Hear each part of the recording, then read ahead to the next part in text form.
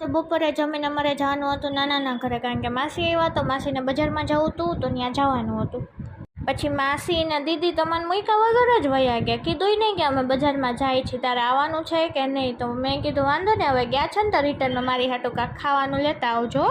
પછી અહીંયા તો બબ્બે છોકરીઓ હતી નાની નાની ક્યુટ ક્યુટ, તો એને રમાડી થોડીક વાર. પહેલાં એકને રમાડી પછી બીજીને રમાડી. રામ જાણે, હું તો 2-3 દિવસથી કન્ટિન્યુ આવું છું ને તો હેવાય થઈ ગઈ હે, તો થોડી ઘણી રમે હે. એનું કેવું એમ છે કે મને દૂરથી રમાડવાની, મને તેડવાની નહીં, તો જ હું રમીશ એમ.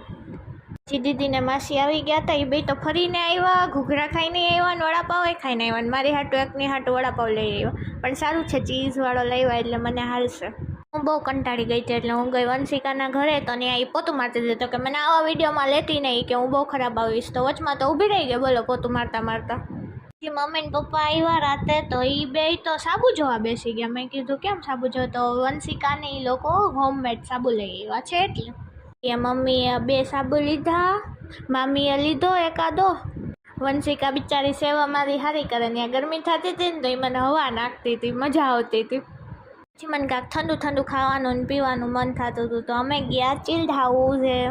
જોયાબેને ચકબાર ખાધી, વંશિકાએ ચોકલેટ લીધી, મેં માઝા પીધી. મારે જોવું તું મારથી બુલેટ ઉચકાઈ છે કે નથી ઉચકાતું, પણ યસ ઉચકાઈ ગયું બહુ વજન, પણ મારી હાઈટે નથી પહોંચતી, પણ હાલશે. પછી ઘરે જઈને મમ્મીએ ચા બનાવી હતી, તો કે પીવી છે? તો મેં કીધું હા મારે તો પીવી છે. બસ આજ માટે આટલું જ, મળે કાલના બીજા મિની વ્લોગમાં. ટાટા બાય બાય, રાધે રાધે, જય માતાજી.